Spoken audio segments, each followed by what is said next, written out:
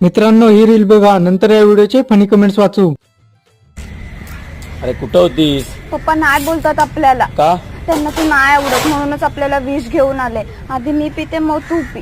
नाही मी पितो दे. मी पिते. नाही मी पितो थांब. मी पिते. थांब मी पितो थांब. दे आता तू पी. नको पप्पा मारतील मला.